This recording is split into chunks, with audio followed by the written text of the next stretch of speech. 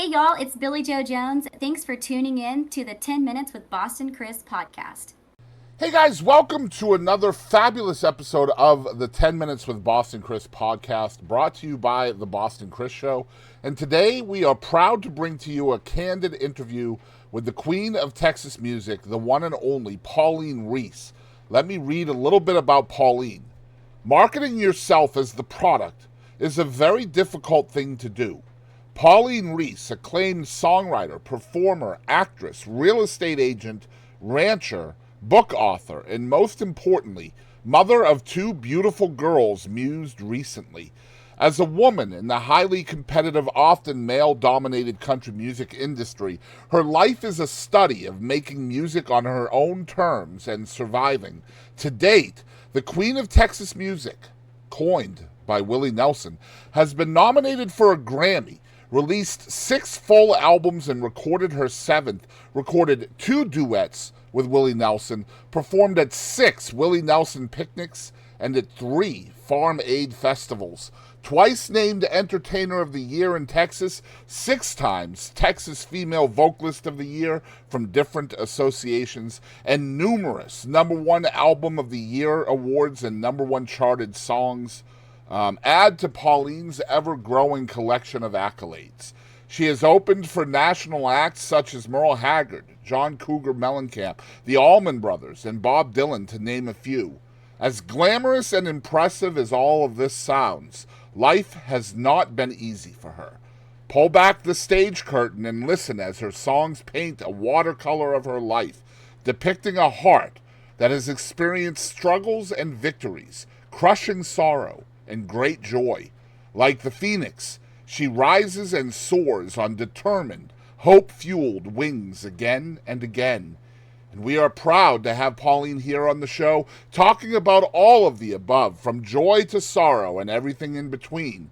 Guys, it's my pleasure to bring to you the Queen of Texas music, Miss Pauline Reese. Hey guys, man, we have a huge treat for y'all today on the 10 Minutes with Boston Chris podcast. We have the Queen of Texas music and my friend Pauline Reese with us on the show this week. And Pauline and I have been talking about teenagers and craziness and little dogs and all of this stuff. But I'm going to get into the very first question. Always meant to kind of break the ice a little bit. What are you drinking? What's your favorite drink? Well, this is not my favorite drink, but I'm drinking a peach sparkling water. Okay, so what would you say is your favorite right now, though, as well? Well, ironically, it's also my best friend, tequila. Okay, yeah, there you Just go. kidding. What's your favorite tequila? I have to like specifics. What's the favorite tequila now? Because I'm a tequila guy Oh, as well. I like Casamigos Blanco right now. That's Yes, that's my favorite. yeah, I'm Yeah. a I'm a But definitely a Patron guy. I think I love me some Patron. Um, yeah. but yeah. Honestly, my favorite drink is probably coffee. So I just did an interview the other day where we were talking about coffee for like 3 or 4 minutes, and my whole Yeah. life I never drank coffee until like the last 2 or 3 years, and now I can't live without it. Like I love Yeah. coffee so much. I But yeah, know. I It's a social thing too. But as far as like in the afternoons, if I want to wind down, I'll have a ranch water. I love those. The only canned ranch water that I drink that I actually like is the Four Sixes. okay. Um, so that's my favorite. They have a mango habanero ranch Mm. water, and that's my absolute favorite. They also have a prickly pear. So those two are my go-to, and they're not strong in alcohol. I'm not a big drinker. So, just It's one or two. I would say that it's probably, well, I mean, with drinking in stage performances, it's kind of hit or miss. A lot of people can't do it without it, and a lot of people can't do it with it. So I definitely see Right. where that comes from. And man, we're really excited to have you on the show, Pauline. Thank you for your time, and I'm so stoked that this is finally happening because I'm a huge fan of yours, have been for a long, long time. So again, thank you for your time and getting this set up and being patient and all of that stuff. Yeah, Um, thank you for having me. And we can't actually tell people how long you've been a fan because then they'll figure out my age. no, we're not So, going to do that because they might figure out my age too, and No. So we are actually, I'm sitting right now in East Texas, in your neck of the woods when you were a wee child. You grew up in Pittsburg, Texas, which not a whole lot of people outside of East Texas have heard of.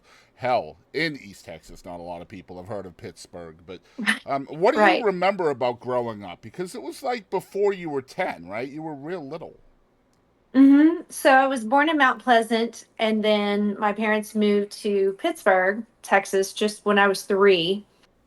But I mean, it was a wonderful way to grow up. We lived way out in the country. We had 4 neighbors. Everyone had land, everyone had cattle, everyone had horses. Uh, my neighbors, the Davises, rodeoed, and they had 4 kids, and all 3 of the daughters were rodeo queens, and they were out on the circuit. I thought they were the coolest thing I'd ever seen in my life because they were all, about probably, let's see, Rhonda was the youngest, and I think she was 7 years or 6 years older than me. So pretty cool. All larger than And life, then, right? This larger than life.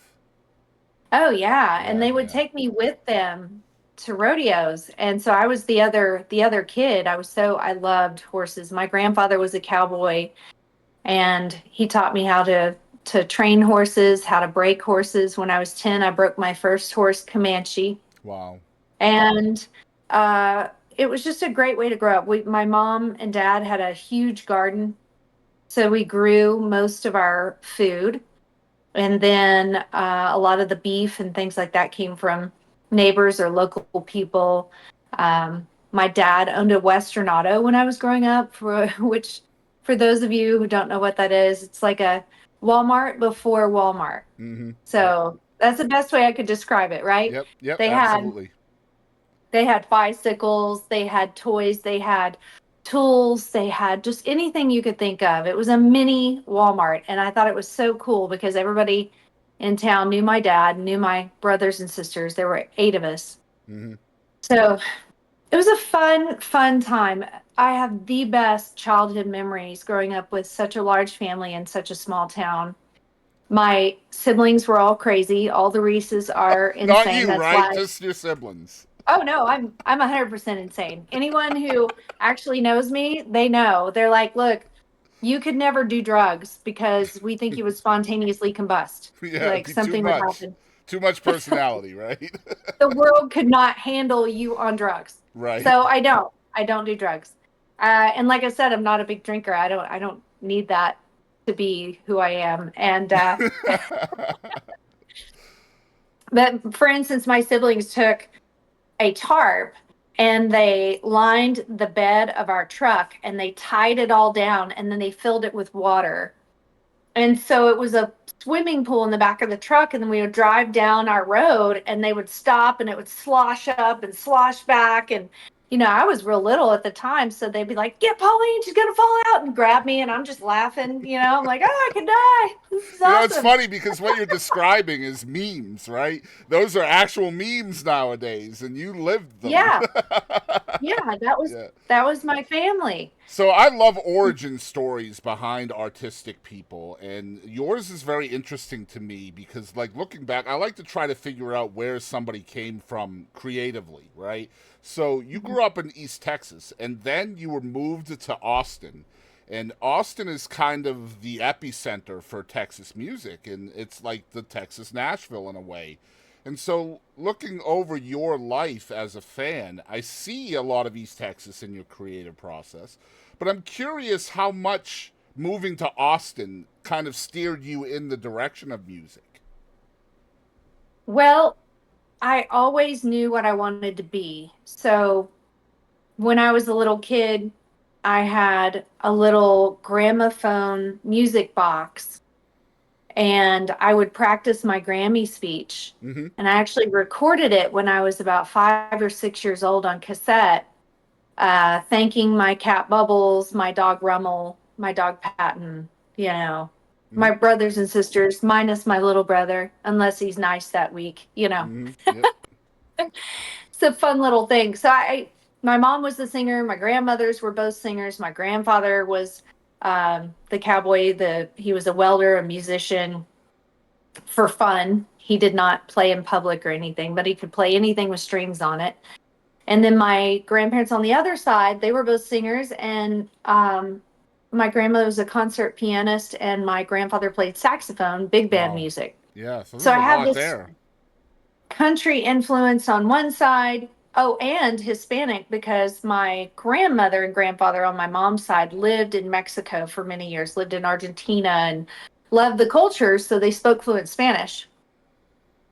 So my grandmother played organ, and she just would play these beautiful, beautiful old Spanish songs that were still, I mean, I have some of the records that my grandparents had. I have their record collection that I've been hauling around for years. Mm-mm. But and then I had this city influence, and on my dad's side, where my grandfather was the CEO of Houston Lighting and Power for 50 something years and played big band, and my grandmother playing concert piano, and just big golfers. And so it was like city versus country. So I had this, big melting pot of information as far as music was concerned. Well, And my mom we was the call that church. polyjamorous nowadays. Right? There you go. Polygamorous. Yeah, There yeah. you go. That's what my wife calls Uh, it. and my mom was the church choir director. So I grew up with a lot of influence there. So when we moved to Austin, it was just like, okay, we're in this city. There's more opportunity. I recognize that. And I told my mom that I wanted to go and take voice lessons and guitar lessons. So she took me to this music store in Round Rock. And the guy who owned the store was the drummer in a band. And I didn't know it at the time, but I was taking voice lessons, and he heard me singing, and he said, "Wow, you've got a great voice." And he said, "Why don't you come and audition for our band?" And so I did, and I got the part, and I started performing in this band. I mean, it was a God thing, because I wouldn't have known at that age how to put a band together, how to keep a band together, how to run a band, how to book a band, how to promote a band. Hmm. So it really was God putting this into my lap. I knew what I wanted. It's like I manifested it in a way. But God said, "Hey, here, this is what you're meant to do. Here's a band." But you That's kind of what recognize it did felt like. you recognize at 10 years old that there was more opportunity in Austin? That's something you already kind of I was ferreted out. I was 11, but Okay. yeah, I did. It was very depressing to move from having my animals, horses, rodeo, all these things, moving into this tiny little house in the city. We only lived there for a year. It was just to figure out which, you know, area we wanted to move to. Hmm. But to move in this tiny town and get rid of my horse and all these things, it was awful. It was terrible. But I was like, okay, where's the positive in this? And I saw that a lot more opportunity. We didn't have the voice lessons and guitar lessons and, you know, martial arts and everything at Hmm. that time in Pittsburg, Texas. There was a church choir director that could teach you some piano, that kind of thing. But I was like, wow, this is fancy, So I did recognize all of that, and it was certainly something that influenced my life drastically, going from the country to the city. It was a culture shock for me. So at a young age, you win this part as I'm assuming the singer in a band. Were you 11 at this time? Is that about the time that happened for you?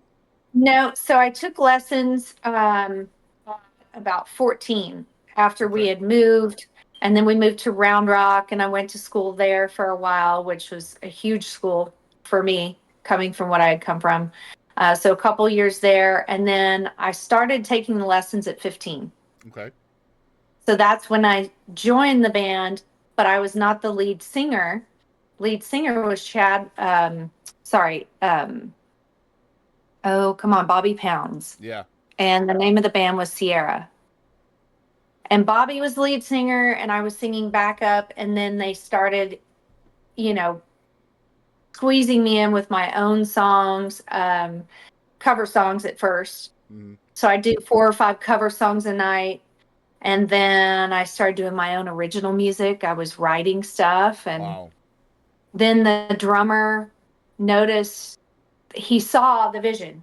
He saw the vision. He was like, man, this girl, she's got the whole package. I started being me on stage like I was back in Pittsburgh in my room, Mm-hmm. putting on a show on the top of my dresser, for my animals. Because I just But always, not your little brother, just the animals, right? sometimes, if he was nice. If he was nice that week, that's right. Still, to this day, still. Yep. You can come to my show if you're nice. No, you're not going to be on the list at the door either. You're paying a Yeah, card. that's right. Yeah, you should pay. You should pay. No, my brother ended up, let's see, when I was about 17 or so, the band became my band. So my brother got involved and he started running my lights for me and helping set up and tear down and collecting money at the door. We always had to have somebody at the door to get the Right. money, Yep. which was hilarious. He's 3 years younger than I was. And there he is at the door. And some of these, I started getting a Willie following of bikers because I'd met Willie through Freddy Powers when I was 16. So all these bikers started coming to support my show. So here I am, 17 years old, and he's 14 at the door, and he'd be like, "Hey, it's $8 to get in," and they'd be like, "Well, that's a little much. I don't think we're gonna pay it." And he's like, "You're not going in unless you pay that $8." I mean, he stood his ground. This scrawny little kid. 14 I remember years one old. time, this biker picked him up and held him against the. It was like lattice work at this bar. He goes, "Hey, that's my sister. You got to pay her, okay?" And the guy goes, "Oh, well, I didn't know it was your sister," and like set him back down. Here, So here's $20, kid. I want to talk about a few things that you talked about, but let's start with Bobby Pounds. Now, Bobby Pounds was an actual Texas legend, in my opinion. And you replaced him in his own band. I mean, he ended up retiring, and you became the singer. Was there any pressure there for you? There had to be, right? I mean, like, holy crap. Oh, for sure. Well, what had happened is he was older, much older than I was at that time. He had a wife, and they got pregnant, so he could not tour the state like he was, and Okay. so that's kind of how it came to fruition. And so the band decided that they were going to audition singers, and they really wanted to have a female singer because there weren't any that were touring the whole state like that were independent. Mm-hmm. So they had an audition, and I was, no matter what, I was going to be a part of the band. And so we all went to this bar called the Lumberyard, and they had some girls come and audition, and like 2 girls, one showed up late. She was really good, but I was like, gosh, showing up late, can't be late. Got to be professional. It just didn't seem put together. One wasn't that good of a singer, but she was on time and she was shy on stage. I was like, man, I don't know if that's going to sell it in the bars. So they pulled out this big banner, and it said Anheuser-Busch proudly presents the Pauline Reese Band. Oh, They had man. planned it. They planned Wow. it. Yeah. So it was a big surprise because I'm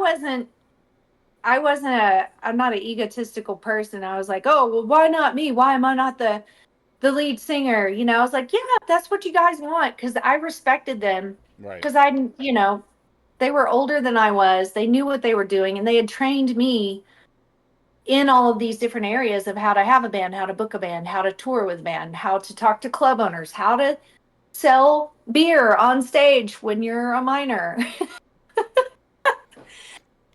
And this has all So served you extremely well as an independent artist because you've been pretty much independent your entire career. So I have these my entire lessons career. these lessons you're learning at 16 and 17 years old really served you well throughout, right? They did. I give them a lot of credit for seeing something in me that I didn't know I could do, helping me to prepare, helping me to learn how to do all these things. They taught me how to chart music. Um, so I really, it was trial by fire, Mm-hmm. everything that we did. And I remember thinking, this is crazy. I was 15 years old. One of my first gigs, I was down in South Texas in Harlingen. We had two shows. We had one in Harlingen and one in McAllen, and they were both opening for Johnny Rodriguez. And so there I am, 15, staying in my own room down near Mexico, blonde, you know, in today's time, there's no way I would let my daughter do that. I'd be like, no, no, I'm going with you. There's no way. But that's the dream, right? I mean, that is the dream. Yeah, it Yeah. was, it was wild. I had a manager at the time, and she was kind of helping book the band a little bit. And her daughter went with me. Her daughter was 20 something. So her daughter drove me down there instead of me riding down with the band members. And so she stayed with me and kind of kept an eye on me. And that was the plan. But yeah, it was wild looking back. I joke with my mom and my dad when he was alive that they had 8 kids, and by the time they got to number 7, which is me, they were just like, we have more. It's fine. Let her go. Let her go near Mexico. It sounds safe. It's She fine. she can have her own room. It's gonna be fine. It'll be Yeah, she'll be fine. okay. She'll make it to her room. It's fine. And this is before cell phones. So I had to call them from the Mm-hmm. phone at the hotel and be like, hey, I'm in my room. It was a great show. Here's what happened. It was awesome. Okay. But here's the thing. My grandfather and my dad were businessmen. My dad was a mechanical engineer, so he wasn't always owning a Western Auto out in the country. He used to work for Kelly Manufacturing out of Houston. He's from Houston. And so he's a smart man. And he said, we need to make this a business. This is a business. You've got the talent, you've got all the pieces to the puzzle. Now we just need to work on all of these pieces so that you get better and better and you hone in on your skills. And then we also need to make sure that you're keeping track of expenses. How much are you making? Let's get an LLC going. So that's what we ended up doing. So I had a website when I was 18, and Wow. I think that's maybe when websites were invented. I don't know. That's crazy. That website probably got cobwebs on it nowadays. You know what I mean? Still there, So there's a still there. couple of things I want to talk about here. The first Yeah, thing is you have mentioned that you're part of a really big family. So I do have one question about that, and then I really want to not implore, but at least let my viewers know, my audience, that there was no females at this time doing what you were doing. I just want that to right, be very known that this band who took you in and kind of fostered you and taught you the business and brought you up, and then you replaced Bobby Pounds. I mean, holy crap. And now you're touring the state. There were no other females at that time. I just want everybody to know right, this, because I have a right. question about that in a little while. But I want to talk about the big family. And I'm an only child, so I have a lot of questions about that. I imagine as the seventh of 8 children, you must be extremely competitive.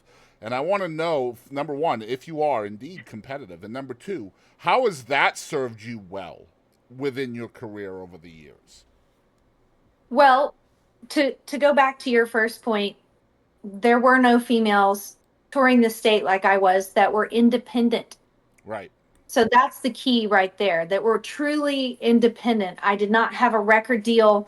I did not have a professional manager. I did not have a professional booking agent.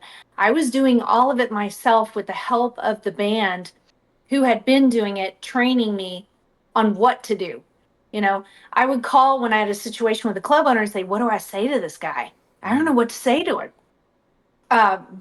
Before I call him back and how to negotiate my pay. Mm-hmm. So And it had to Kelly be Willis alien. was It had to be alien for you too, trying to sell a female-fronted band in a Hmm. time when none of those existed in this state. It had to be Yeah, difficult. right. Well, what I was going on was women who had record deals. Like Kelly Willis is a Texas girl, and Yeah. she was touring the state of Texas at the same time, but she had a record deal, big time. She was Mm-hmm. with MCA, I believe. Correct me if I'm wrong on that, but I think it was MCA. So she had this team behind her that was booking her, promoting her, setting up all the gear. So she got to show up, and I'm out there schlepping speakers Mm-hmm. and rolling chords and learning the behind the scenes of all the work that goes into a show, which has brought me to respect everyone involved Mm-hmm. in making a show happen. People think it's just walking on stage for me, and it is not. No, I wish it was that If easy. you if you could follow me around with cameras, you'd be like, all right. I've taken some young women under my wing over the years, and I've taken them on tour with me. And even after I've had kids, I've taken them on tour with my kids in the band, and they're like, oh my gosh, this is insane. This is crazy. This is so much work. Yep. Like, yeah, you really have to love what you do if you want to pursue this type of career. Yep. Because no matter if you have a label or not, you're going to run into these tough times. You're going to run into hard things. And like my friend Rachel Stacy says, you can do hard things. Mm-hmm. You have done hard things, Pauline. You can do hard things. I was like, yes, I can. I can do this.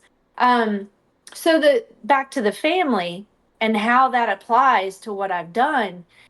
Yes, I'm highly competitive, extremely competitive. My dad put us against each other in games all the time, and I think it was a good survival tactic.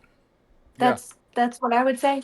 Yep. Hmm. I could see that for sure being a benefit for you as an artist, especially an independent artist, where just dogged tenacity is going to see you through a lot of the tough days. I imagine just from, having to get to the dinner table first to get the good piece of steak. You know what I mean? Right, right. Well, it the competitive side, but also my dad taught us a lot of survival skills. He spent a lot of time with us on things like that.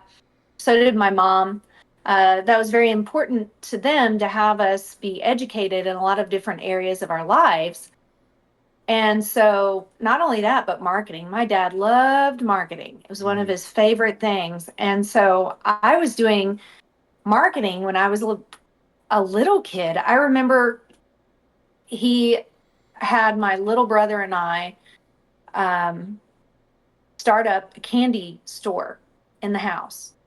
So what he did was he came home from work one day and he had these two big paper sacks. He was like, "Hey kids, come in here." And so we were like, "Yeah."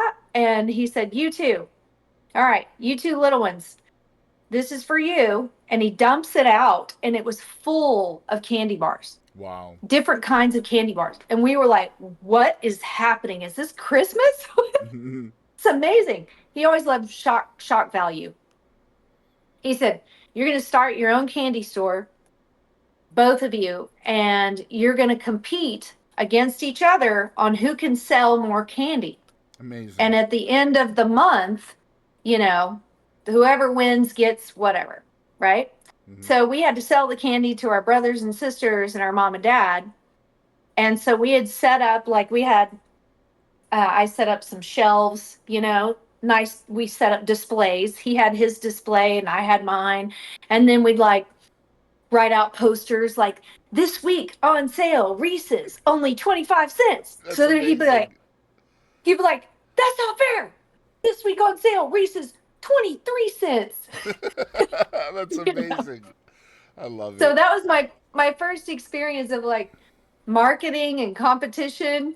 So now I find myself loving marketing. I really do enjoy it. And I think my most fun with marketing is letting people inside my life on who I really am, because I think that authenticity is really important and it's lost in our Mm-hmm. day and time.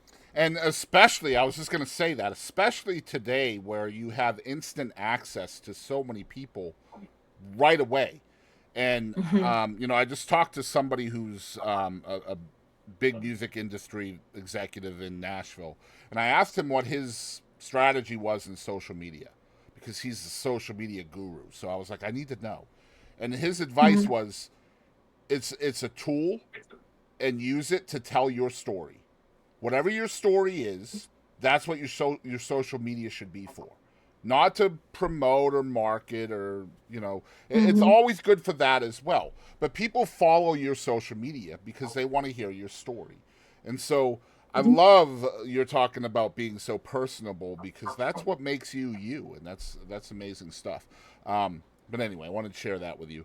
You mentioned Freddie Powers earlier, and I wanted to kind of delve into his mentorship and who you became later on, because he was instrumental in your young career, especially from Hmm. the standpoint of writing. Correct me if I'm wrong. I would love for you to tell us how Freddie, what he taught you, how you met him, and what exactly do you still lean on today that you got from him? Wow, that's a long story. Yeah. Meaning we had a lot of years, a lot of great years. So I met Freddie about age 16 as well. That was a really good year for me in music. It sounds like Uh, it. Good Lord. yeah, it's like God just went here, here, here, Mm-hmm. here. uh, so this is wild, but I wanted to experience a lot of things. We're in the city. Um, at that point, we had moved to uh, the outskirts of Round Rock. We had a little more land at that time, which was great. All the neighbors had horses. Kept begging my parents to get horses. They wouldn't let me, so I got sheep. I I showed sheep in FFA. Okay, so and I named them Budweiser because I was sponsored by Budweiser. So what are you gonna do? And tequila. 16. Let's go. Yeah, yeah. And of course I would wash them and like bleach their little fur and let them come in the house, you know. And my mom was like, "Get them out of the house." I was like, "Yeah, I have a diaper on them. They're fine." I've always been the same. I Okay, told it's you to never get me changed. horses. They don't have diapers for Yeah, them. yeah. Well, This is your this one's fault. gonna lay. Yeah, this one's gonna lay on the couch with me, and we're gonna watch cartoons. It's Saturday, so anyway, I've always been me. I love my animals. So, um, yeah, I lost my train of thought because I'm thinking Freddie about sheep. Powers. Freddie Powers. Okay, so I wanted to experience things, and my friend had mentioned taking salsa lessons. So I'm like, yeah, why not? My grandparents were into Hispanic culture. Let's go Mm-hmm. do some salsa lessons. So I did one dance lesson with this guy, and then he came out and saw me at a show, and he was like, "Wow, what is this?" Because I had all my friends from high school coming to my show, so it was packed, and it was a big show. Like we had lights. I was running all around the stage. I was jumping off the stage. I mean, I had a lot of energy. I mean, if you've seen my show these days, I still have a lot of energy. So Mm-hmm. imagine when I was 16. Right. Uh, so he introduced me to this lady, Molly McKnight. And Molly's father was the Texas Senator, Peyton McKnight. And after I met her, we just fell in love. I call her my adopted mom. And she introduced me to Pootie Locke, who was the tour manager for Willie Nelson for years and years. Mm-hmm. And then she introduced me to Freddy Powers and Catherine Powers. So she was a huge factor in my career taking off. She introduced me to Sonny Throckmorton. Then those guys introduced me to Merle Haggard. And so I just became this. That didn't mess up our screen, did it? No, you're I good. should have put my phone on silent. So that was a huge factor in the success of my career. Was meeting Freddie, meeting Merle, meeting Willie, all within that couple of years in there. And then they just kind of took me under their wing. Freddie mainly with Catherine. He said, "You really have to learn how to play guitar." And I was like, "I know how to play guitar." And he was like, no, you have to learn how to play guitar, really play guitar. Mm. If you want to compete with the men in this business, you have to look better, play better, sing better, and write better. And I was like, but I don't want to. I was like, I just want to sing. Can't I just get up there with my microphone like Crystal Gale and sing my songs? And he said, no, not if you want to be really good. Right. And so I was like, okay. And Catherine, she would back him up and be like, you got to do it. You got to do it. And he's like, come on, kiddo. So they would invite me over and I would go over to Freddie and Catherine's all the time and sit down with Freddie and he would show me new guitar chords, new strumming patterns.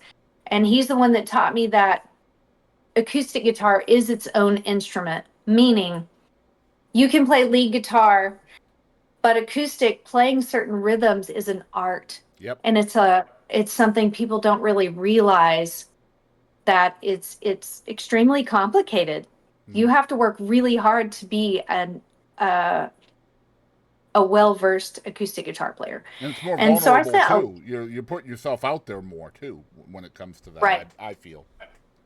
right. Yeah. Yeah. So I spent a lot of time in high school over at their house, and I made sure to make straight A's so I could skip school as often as I could to go be in sports and to go over to Freddie and Catherine's and to go do shows.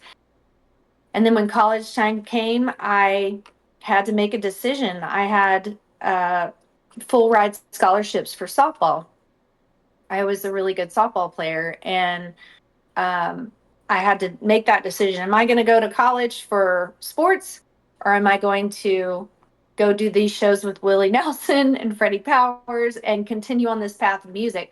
Because the only reason I was going to go to college was to get a degree in music or business so that I could do music. But I had already been trained, I had already been on the road at this point for quite some time with all these people who were professionals who knew what they were doing. And I learned so much just being in the environment, being backstage at a Willie Nelson concert with Pootie, walking around with him telling everybody what to do, and then talking to the club owner at the end of the night or the venue owner as just sitting there with Pootie or whoever. I learned by doing.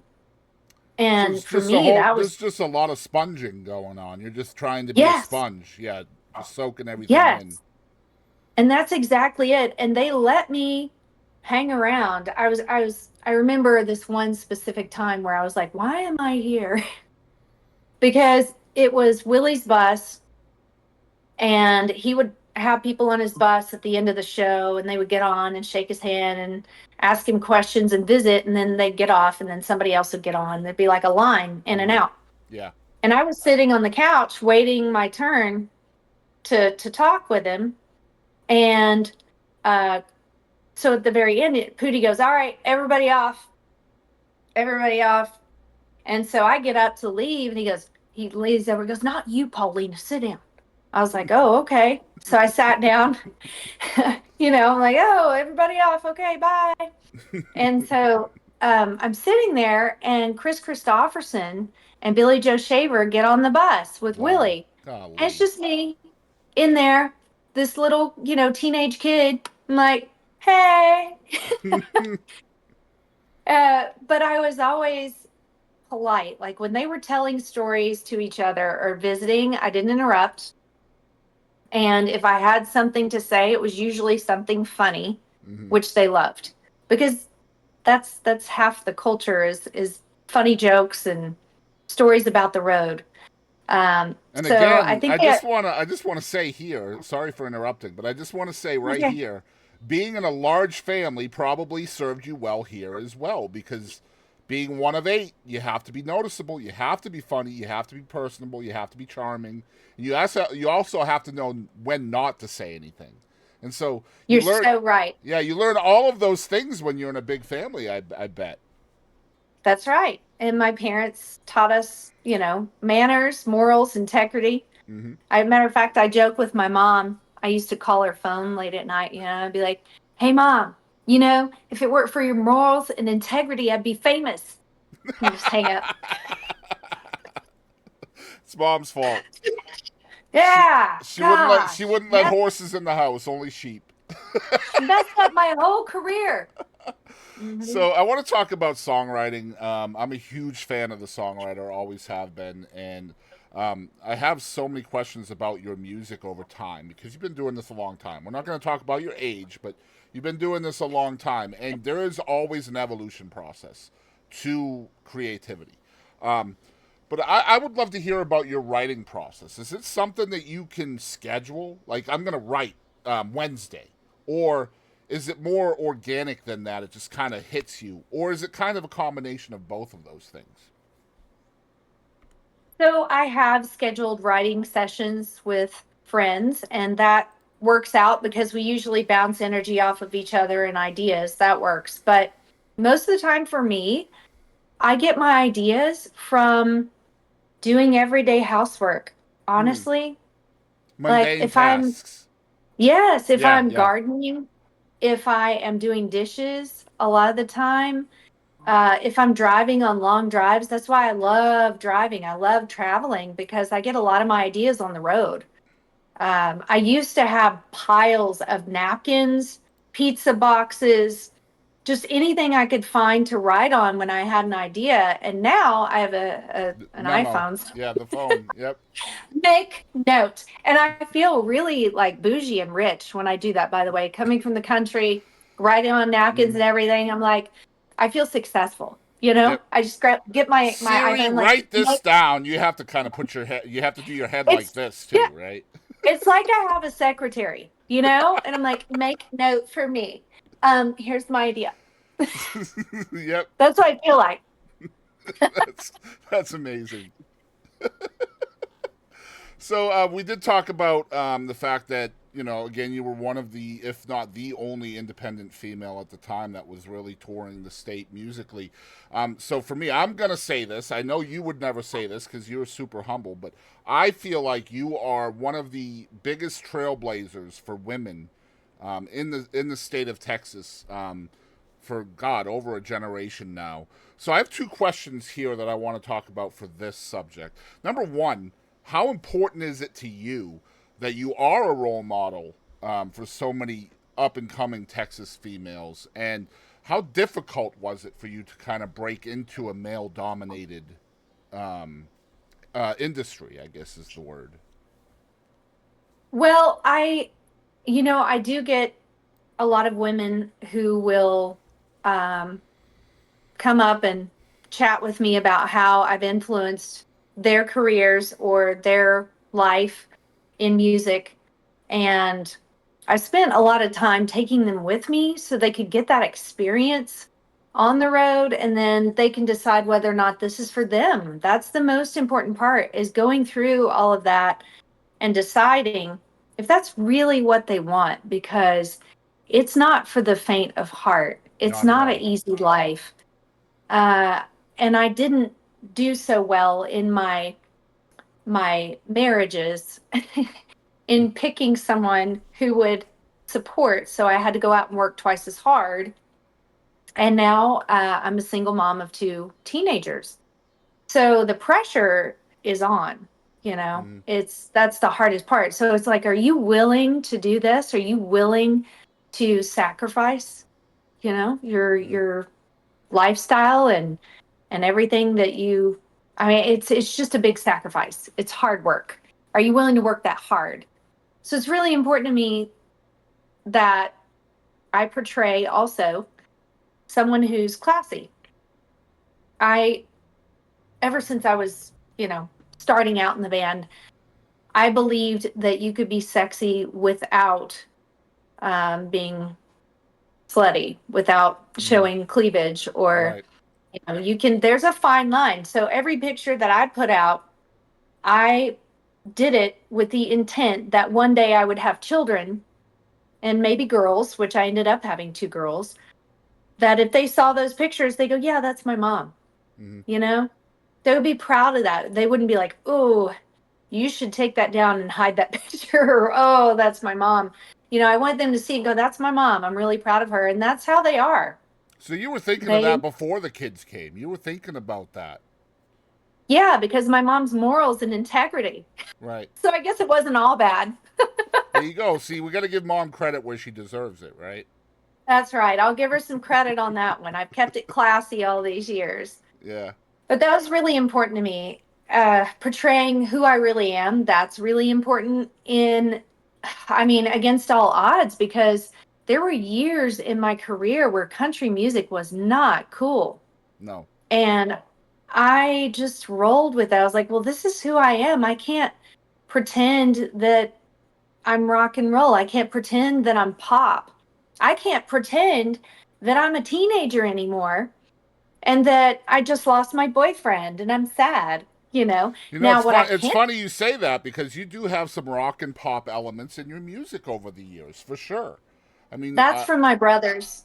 yeah. That's I from mean, my older it's brothers. there. It's there, and it's part of what makes you so cool as an artist, in my opinion. Like I've heard the Latino influences. I can hear the classic rock and the pop influences, and there's so many others. '90s country comes through a lot with you. Marty Robbins, Yeah. like stuff like that. Like you've been so all over the place with your different records. And I'm excited to talk about your Yeah. newest record that's hopefully coming out soon too, because that's completely different Yeah. than everything else. So you say it's not about rock and not about pop, but it's there. It is there in Oh, the it's there. undertones. It's Yeah. there. I just meant I can't stay in one wheelhouse Right. of being a teenage pop singer. Hmm. It's not who I am. Well, that's Now, the creative process anyway, right? Just churning out the right. same thing over and over again. You know? Right. Yeah. And I got tired, honestly. I'm gonna be real honest with you because if you play shuffles every night, every weekend, let's say for years and years, you're like, oh, please, I just need another beat in my life. I need something else to influence and make my night fun. This is fun for you. I'm glad you enjoyed the country dance, but I've got to rock it out a little bit here. I've got to Hmm. do something upbeat that is different. And that's where I started reaching for things that I grew up with from my childhood. So my older brothers all listened to rock and roll. And it was, oh my goodness, anything from Ted Nugent to Led Zeppelin to the Allman Brothers to the Doobie Brothers. And then my sisters were listening to, 80s and 90s country. And so all that stuff influenced my life. And then of course my grandparents speaking Spanish and listening to Tejano and all kinds of stuff like that on their records and then playing it. It's like, I really like that song. I remember this song. I should write something like that. And so that's where it all kind of came into the mix. And I thought, well, I'm independent. I can do whatever I want. That's right. I don't I don't have to stick to one thing. I don't have to do what everybody tells me to do. I can take opinions and say thank you very much and then do what I want to do. Hmm. And that's what I did. And there were times where I get really low because I was going through a lot in my marriage. And this is where I tell a joke because when I say my marriage or my ex-husband, you're supposed to go, which Which one? one? That's right. I I have audiences all over the place now that will just yell it out when I say my ex-husband. They go, which one? And then they take a drink. It's a fun drinking game. But So you talked about like you were kind of DIY before that was really even a thing, right? This was all DIY. So talking about being independent and then coming up with an idea and then saying, you know what, I'm independent. If I want to do this, I can do this. But at the same yeah, time, we've been talking about marketability and how important that also is as an artist. Those can butt heads sometimes. When it did. you know what I It mean? did. Yeah, it 100% did. There were when I released Just Getting Started, I had some fans that did not like it because it was not traditional country. Right. It was not what they expected me to put out there. But then I gained so many more That's right. fans by putting it out there. And Hmm. then those fans went back and listened to my older music and they're like, whoa, what is this? Hmm. This is so different from this. But they enjoyed it. And then eventually eventually those fans who were used to one thing, they kind of hopped on board and they're like, okay, that's a good record. Mm-hmm. But I mean, I even had friends who worked with William Morris Talent Agency, and I had known Mark Rader since I was a teenager. And he called me one day after I sent him that CD in the mail. He said, "I actually have this in my car, and I've had it in my car for 2 weeks straight. I love this record. I love this record." And I was like, "Great, help me get a record deal, please." Uh, and I did have some fans that didn't like it, like Switzerland. I play overseas quite a bit. I have over the years, and my fans in Switzerland did not like my Just Getting Started album, and they were letting me know that this was not what they expected and what they wanted. And I'm like, fine, pay for my next record, and I'll make that traditional country. Whatever you want. But I just had to do something different creatively to get out of the same monotonous thing that I was doing. It didn't feel creative anymore. And I Mm-hmm. was hitting a low, like a rut. It just didn't feel like what I needed to do. Well, not And only that, but it allows you to play other rooms. It allows right, more, a wider variety of rooms that you can play to. exactly. And that's important, extremely important as an independent artist, that you can market yourself to multiple audiences, and you've been able to Well, cultivate that. and at that time, Rolling Stone was the precursor to Just Getting Started. So it's kind of easing people into, hey, she's kind of rocking here a little bit. What's going on? I don't know how I feel about that. But it was more like 70s rock Mm-hmm. blended with traditional country Mm-hmm. because I really like that 70s rock. I love the Allman Brothers. And I've had the honor to be on stage with them at Farm Aid, you Mm-hmm. know? And Derek Trucks and Susan Tedeschi. And that was a highlight of my career for sure, because I was like, I can't believe I'm standing here. This is amazing. But I love that sound. I like that swampy Southern rock sound. So Rolling Stone, that's what encompassed that. And then I tried Just Getting Started, which was more pop country, but not, I wouldn't call it bubblegum pop because I wasn't a teenager. I had lived life. At that point, I had divorced from my first ex-husband. And then I met my second ex-husband a year later. Uh, and we started dating, and then we got married, and then we had Heidi and Henley. And it was just I couldn't sing about teenage things anymore. Mm-hmm. I'd been through some pretty rough times. And And sometimes your influences have to come from outside the state of Texas in order for you to branch out artistically, right? Like you have to bring more into your art so that way more people can hear about you as well, I think. mhm, You know? yeah, traveling has helped me tremendously. Right. When I was 18, I went on a DoD tour, Department of Defense, which is like a USO, Mm-hmm. for 3 months in the Pacific Rim with a band. Wow. That was insane. We went to Japan, Korea, Guam, Okinawa, Kwajalein, Johnston Islands. Um, it was one heck of a ride. It was very, that is a story in its own. But all of that travel has influenced my culture, who I am, how I feel about the world, how I feel about people. I mean, here's the deal. I absolutely love people so much, and I Mm-hmm. love my fans, and a lot of my fans have literally become like family for me.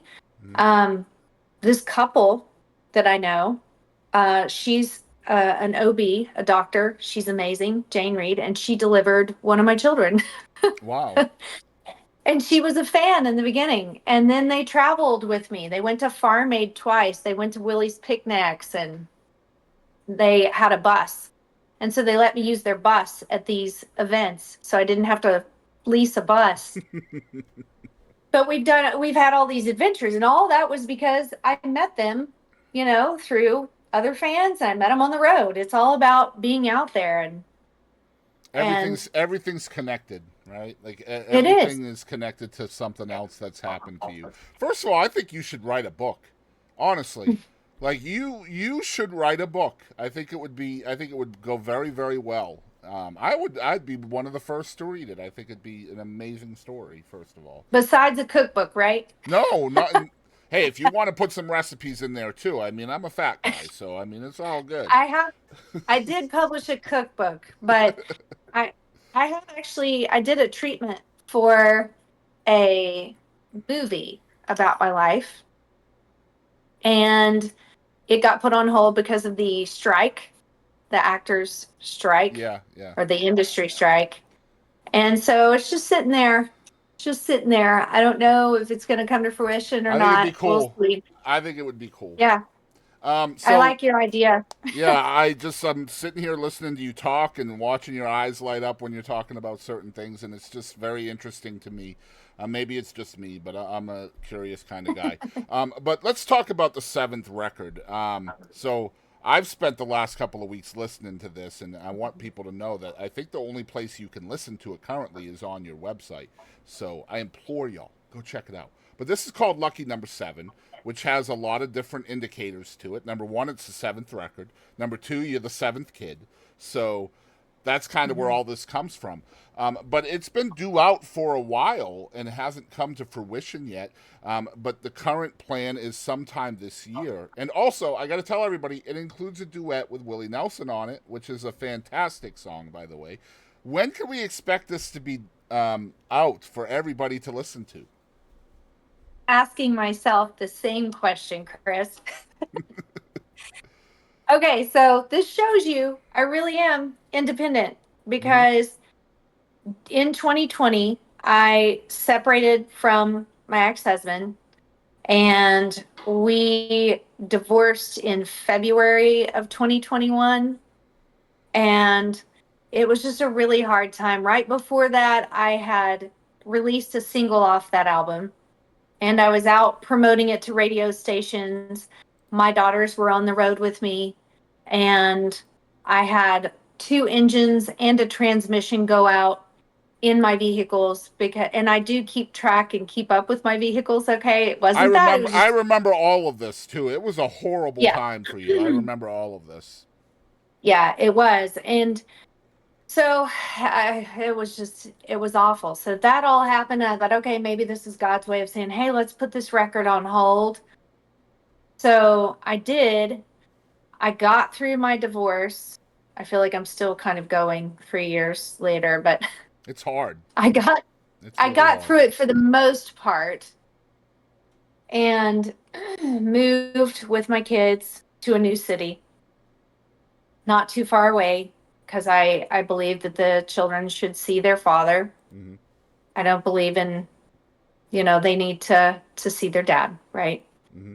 So I didn't move too far away, but I moved to a school that I thought was really good. They have great academics, great sports, all that. So um, once that happened, I had some other things kind of hit that were, it was really hard. It's hard. The hardest thing I've ever had to do is leave somebody when I love them. That's hard. That's a country song right there. It is. And Hmm. I've written several. Yeah.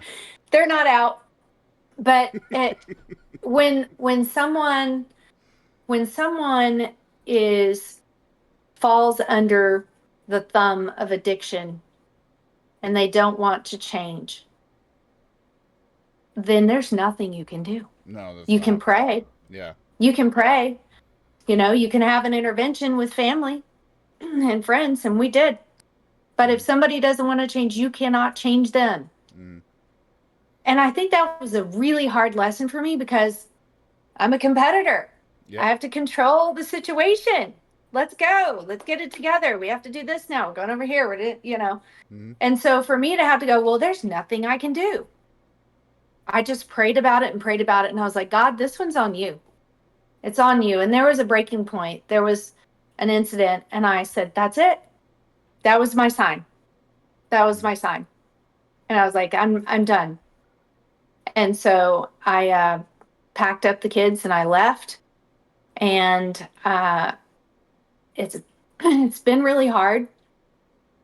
Would I go back? No, not for $1 million in a million years, unless that person was willing to get help for Right. an extended amount of time, you know, because I don't want my kids in that situation. I don't want them growing up around that. I'm very adamant. And I felt like at that moment, I was like, ironically, I have this puzzle. I felt like a mama grizzly bear with two cubs. Hmm. That's what I felt like. Because that mama is going to protect her kids at all costs. If it means I have to sacrifice, if it means sacrifice my own emotions, my own feelings for their sake, I'm going to do it. Mm-hmm. And you were sacrificing for your kids before they even came along. So, just Mm-hmm. looking back as a fan of yours and listening to you talk today, you were already sacrificing. You were already making decisions for them before they even existed. So Yeah. you were that mama bear before they even came along, and that Yeah. sets you up for that guardian role. I feel, and I'm a Right. father and a grandfather and all of that. I completely understand where you're coming from. And Yeah. I mean, that is the way it is. The young ones come first. And then if there's time for a little bit of fun or a little bit of Me time. celebratoriness, right. If there's time for self-celebration, then by God, then you go for that. But at the end of the day, it's all about the young ones first. I commend you for that. As hard as that was and probably still is, kudos. Thank Really. you. Yeah, for real. Well, I think any good parent would put the kids first, Absolutely. you know. That's the way it should be. And And yeah, great job. So we didn't talk about the stroke at all. Is it okay if I ask you about the stroke? sure. What I want to talk about is how music kind of rehealed you. Because if I'm not mistaken, I've read a few stories about you post stroke where music kind of dragged you out of that dark place that you were dealing with at that time. I would love to hear from your perspective how music, again, is kind of your crutch to get you through a hard Yeah. time, right? 100%. If I didn't have it, I don't know what I'd do. I'd probably go crazy. Yeah. Crazier. Crazier. Yeah. I go crazy in a bad way, not a good way. But so let's see, it was 2013 and I was pregnant with my ex-husband's our third child. And I was pretty far along, and I was at that point where um long story short, but I was at that point where either you had to have a DNC or you were going to have a miscarriage naturally because the baby didn't have a heartbeat. Right. And all it was I didn't have enough progesterone at that time in my body, probably wearing myself thin and exhausting all my adrenals, which exhausted my hormones, etc., to have the progesterone the baby needed to finish developing. And so uh, I lost that child. But instead of being in some strange town, because I'm on tour, I'm out playing music. That's my living. That's what I do. So instead of being in some random hospital in some small town, I decided to take this pill that would induce labor because it was either that or have a surgery. Mm-hmm. So I felt like it was the most natural thing to do because I had no choice. They were going to take the baby no matter what because it was going to threaten my own life. Mm-hmm. And it was 100%, not alive. Mm-hmm. And so anyway, so I took these pills. It caused me to have the contractions. And I was at my sister's house because she had had, children, and she had had some miscarriages. So she kind of knew what to do. And my mom had 8 children. So she was there. My other sister was there for support. And so I started having these contractions. And I was like, oh, okay, this is not so bad. I can deal with this. And so I actually sent my mom home.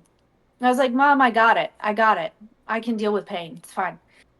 So I ended up I kept having contractions and kept having them because I'm very sensitive. That's why I don't drink very much. That's why I don't do drugs because I'm really sensitive to things like that. And it just opened up the gates of hell. And Wow. that's the best way I could describe it, because I couldn't stop having contractions. And when you have a contraction, you're pushing and you're also bleeding. And I bled out over half my blood mass. Man. And I didn't know it because I bled out to where I was loopy and I didn't know what was going on. And I was in the shower a lot, sitting in the tub with my sister, having contractions. And I bled out. We couldn't tell how much blood I was losing. So by the time morning came, my sister called 911, and she called my ex-husband and said, "You need to come down here. She's not okay." And sorry, It's okay. still really hard to talk about. I understand.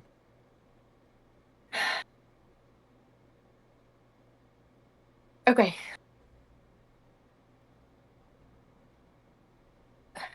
So the doctors, give me a sec. You're okay.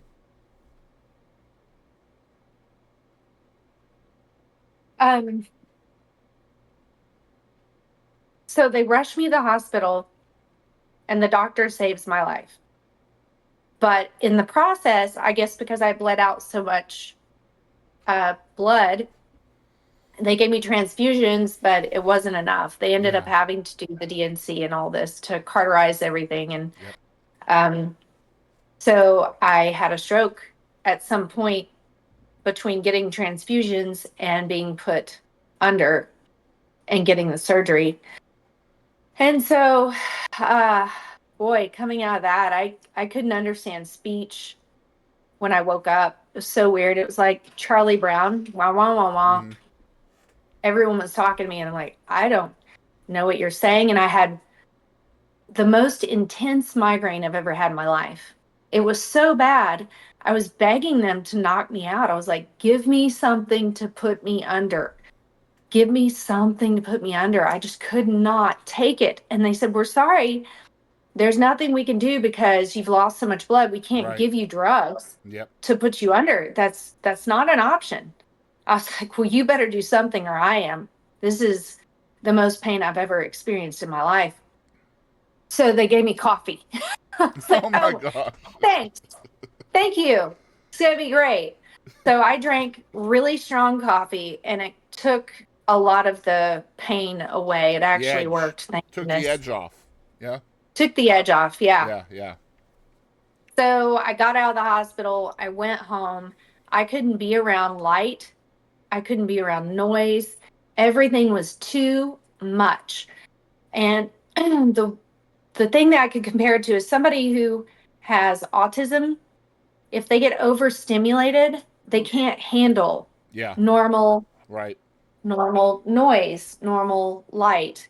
Stimuli. Just random stimuli. Too much. Too much. And I couldn't read. Everything looked like Sanskrit. It was the most odd thing I've ever experienced in my life.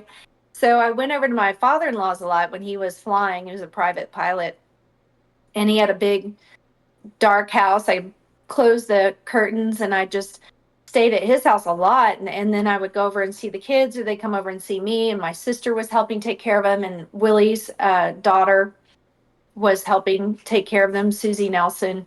And I had friends coming in and family when my ex was at work. But it was just such an odd time, and I couldn't do anything. I couldn't watch TV. I couldn't read. I couldn't listen to music. Everything was aggravating to my brain. So I was like, well, I guess I could talk to God, pray. And I made a decision in that moment where I wasn't going to live my life that way. It's like, no, I'm going to get up. I'm going to walk around. I'm going to start making my body move. If it means I have to work out 1 minute at a time per day, because they see I'd lost a lot of blood. So no iron. If anybody's ever been low on iron, this is the lowest you could ever be on iron. So I was just, I was terrible. And they tried to put me on those iron pills to build my iron up. And that about killed me in itself. Those were horrible on my stomach. So I did it the natural way. I ate fruits and veggies that would complement each other. Once again, I had to go back to my nutrition studies because I had almost died once before in my life with thyroid disease when I was 21. So I had to go back to my nutrition skills and go, okay, what's gonna boost this iron? And it ended up working. And slowly I could understand speech. I could be around light. I could be around the kids more. Things were starting to come back together. I always joke that my morons started connecting again. Well, first of And all, condolences for your loss. Second of all, thank you for sharing that with us. And third of all, this had to be hell, not just because of the things you're going through, but because you're Pauline.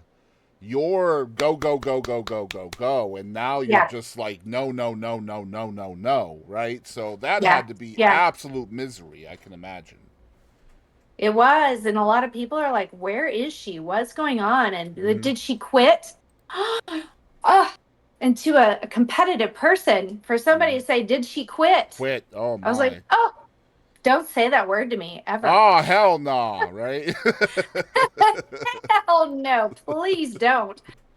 So that was really hard. My career took a hit for a little while because I was healing and I didn't want to share that at that time. So I would just say, oh no, I'm still working and, roll on. But it was, yeah, it was really hard to swallow my pride. That's Yeah, what had to happen right there. yeah. So after I'd Not only recovered, that, but realizing that you're not Superwoman too, right? You have to realize yeah, I am not a that was, superhero here. Like I was almost gone, so I need to chill. I have to take care of me, so that way I can take care of others, right? yeah, Yeah. yeah, for sure. I thought my daughter was behind me giving a thumbs up just then because it popped up. I Look, did you can't see get that. that? It That was yeah, my I right can't get hand. it. I can't get it to do it on my side. I don't know why it doesn't work for me. That was funny because I was like, is she behind me doing a thumbs up somewhere? Because it just popped up out of nowhere. That was so random. Yeah, it's a Uh, Discord thing. I can't make it happen. I try. It doesn't work for me. well, after I recovered to a certain degree, I got a phone call from Michael Martin Murphey, who I had grown up with as well. I did a lot of shows with him over the years. He reached out. We had become closer, I guess, when I was married to my ex, Bill. Michael and I became closer, did a lot more shows together. He influenced my writing quite a bit, my writing skills. Mm. So he calls me and says, hey, how would you like to go out on tour with me for a few months? Wow. That will help your mental, what you're going through. It'll help your career because you can't handle all the things that you were doing on your own right now. Mm. Because he saw me work, he saw everything that I was doing. And he's been an independent artist over the years of his career. He's Mm. had record deals and he's been independent. So he kind So of he pulled knows you how out of the dark, then, huh? he did. He Mm. did. That's amazing. So he said, well, just think about it. Don't answer right now. Talk to Bill. I was like, I don't have to talk to Bill. It's my career to talk to him. I'm going. It's happening. And he said, well, but are you ready for it? I said, if I don't get out of here, I'm going to lose my mind. Mm-hmm. I got to go. I got to get out. So I did. And it was such a wonderful experience. We toured through Colorado, New Mexico, Kansas, Nebraska. We were all over the place and we were all on a bus and then we had hotel rooms. So I was in charge of getting the healthy food for the bus. Those nutrition skills coming back, right? Yeah, Yep. it came in handy. Michael handed me a credit card. I thought it was the coolest thing ever. I was like, I got Michael Martin Murphey's credit card. I mean, it was for the grocery store, so it wasn't that exciting, but it was still fun. And so I would go and buy all the stuff for the bus refrigerator when we're on the road. But we spent a lot of time visiting historical sites uh, and writing, lots of writing. Some of those songs are on the Lucky Number 7 album. Killer songs. Killer Thank songs. you. Yes. And his son Ryan met us out on the road, and we wrote with him quite a bit. Like Uh, High Stakes was written Wanderlust by all wasn't three of one of us. those, is it? Wanderlust Fantasy? Was that one of the ones? I wrote that one on my own. Oh, I wrote that's that about Freddie and Catherine's romance. oh, I love that song so much. Thank you. I'm gonna hit you with a vibe on that. When I listen to it, what I hear, and you may laugh at this, but hey, whatever. It's music is subjective, right? I Yeah. feel I hear like harem scarum Elvis Presley vibes out of that song so much. Okay. Like I'm listening to that and Okay. I'm like, oh my gosh, I could hear Elvis doing this song in that movie. Like what? Okay. So my dad, his favorite artist was Elvis Presley. His Okay. absolute favorite. And yeah, I grew up with Elvis music. It's great. How could you say it's not? But I wouldn't have picked up on that unless you told me. There's Yeah. no way. So where my mindset was Django Reinhardt. Okay. I So got you. because that Django Reinhardt is someone that Willie Nelson and Freddie and Merle all looked up to. Mm-hmm. So of course I was like, oh, I got to dive deep into this pool and see what this Django Reinhardt's all about. So I read books, watched stuff on him, listened to his music, asked Freddie questions. I was sponging it again and asking all those things. So I thought it was only right that I write a song that to Freddie and Catherine that has that vibe to it. Gosh, I love that song so much. It's actually a little bit disheartening that I'm not able to add that song to my library yet. I'm going to tell you that right now because I love it that much. The entire album is amazing, and I love the mixture of songs in it too.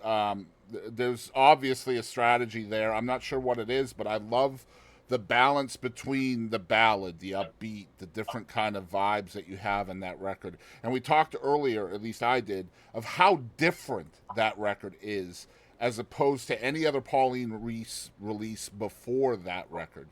So Mm-hmm. when you're making that record, are you trying to be different or are you just the outlet for whatever the creativity juices happen? I think that album is a true outlet to what I was going through at that time.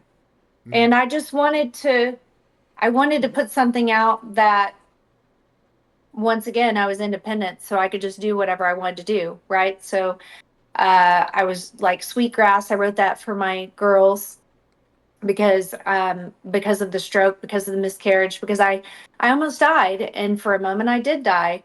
And they brought me back. And so when something like that happens, you realize, oh my gosh, what if I wasn't here to raise them? And I'm a mama bear. So Mm-hmm. the loss of that control and realizing that I'm human and I could have died brought that song into fruition. I wrote it with Waylon Payne. He knew the story, and we sat on my front porch and sat there and talked about things and wrote that song. It was um, about the influences of someone who came before you, meaning me, for my kids. Right. And then also letting them know that even if I'm not here physically, I'm here spiritually where the sweet grass sways. Mm-hmm. So that's the concept behind that. So each one of these songs meant something to me in that moment in my life that I thought could help other people who have been through the same thing or And so something similar. and so your hand is in all of these songs, right? Yes. Yeah. And it is Yeah. 100%. I'm going I, to lo- have to go pretty soon I understand. because I have a pickleball game.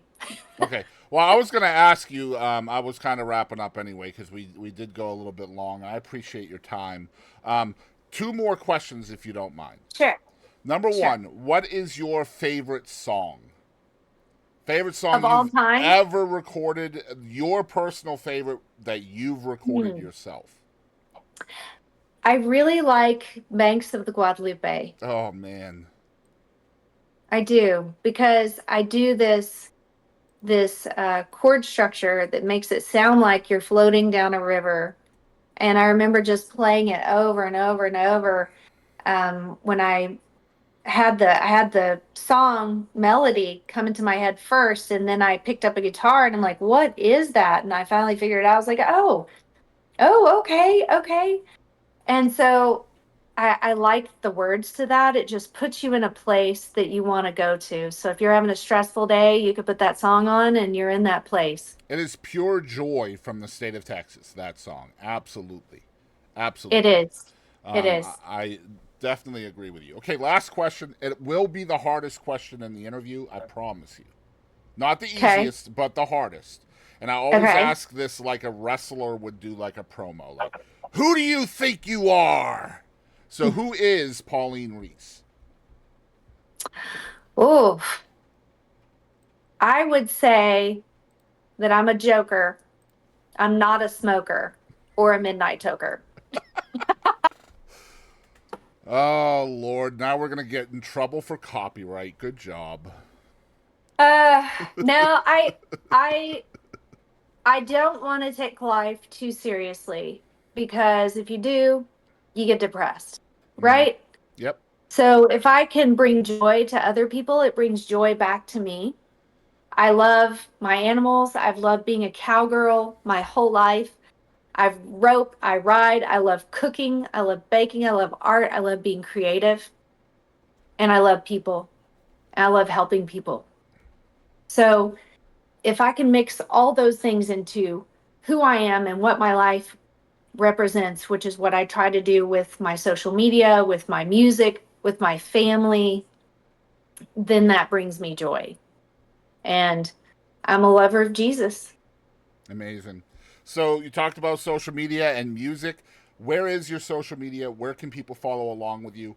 And when can we expect the new music to hit everywhere? That's the hardest question. That's the Oh, hardest no. question. So paulinereese.com. I still have the website. It's still there. There's From no cobwebs 68 on it. years ago, there's no cobwebs. It's upkept every 70 week. years ago, 70-year-old website, still there. You can go to paulinereese.com. Pauline if you're a Facebooker. Pauline Reese on Instagram, Snapchat, TikTok. Yes, my teenagers put me on TikTok. But yeah, I'm I all love over. your Just give TikTok. it a I think your search. TikTok is cool. And I do have we didn't talk about this, but I am a realtor and I'm Yeah. working on getting my broker's license. I should have it by the end of October. And my Instagram is Pauline Reese Realtor. Okay. So you can look me up that way as well. And I've done a lot of commercial real estate over the years. I've done large ranching, obviously. I know all about that. So yeah, I'm just supporting those babies. Mama bear got to do what she's got to do. Pauline, thank you so much for your time. I appreciate you very, very much.